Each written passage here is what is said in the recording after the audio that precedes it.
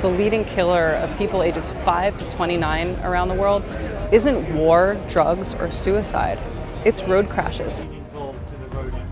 I'm really honoured that Save the Children is creating the conditions under which children can be protected from traffic and road traffic injury. Well, road traffic injury is really one of the greatest development challenges of our time, but it's also urging policymakers to come up with the solutions and working with policymakers to identify practical solutions to what are very solvable problems.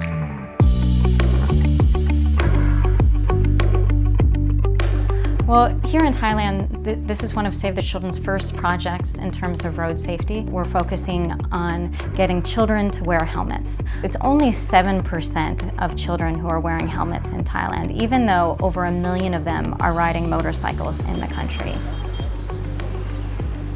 So I think this program in Thailand can be a real catalyst. We want to show that it's possible to get behaviors to change, and there's lots of elements of the program about making wearing helmets cool, about combining our forces with schools, and we're going to use that program to show what can be done.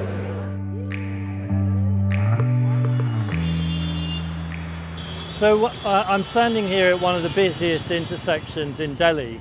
Road traffic injury is the single biggest cause of death among children and adolescents in this city. But it's a city that is unsafe for pedestrians. It is unsafe for children to walk to school. Because at Save the Children, we are working on child survival and education and child protection, and all our work goes to waste if there is a road accident and the child loses everything that they have. Save the Children India, across Delhi, we have assessed around more than 50 plus schools where we have worked with the children on finding out risk. And while we were doing a risk assessment with the children, the major concern or the major voice of a children shares that they are very scared on the road while they go to school.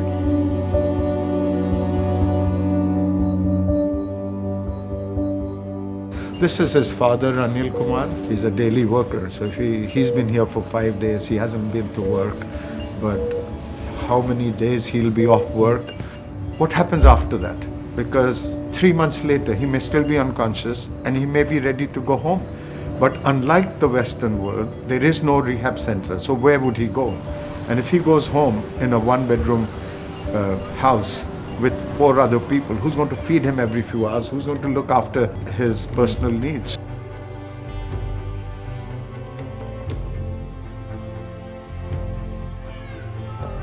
I think a lot of aid agencies have been reluctant to start looking at this issue because they fear that it's very technical. But actually, when you look at it, aid agencies like Save the Children can have a really serious and incredible impact in terms of saving children's lives, because some of the solutions are very simple and they're very low cost. I mean, it's very easy to integrate into your school education programs. It is something that Save the Children is very excited to be a part of, because it's looking at children across the world, how they get to school, how they get home, and this is something that can be really significant and save more children's lives.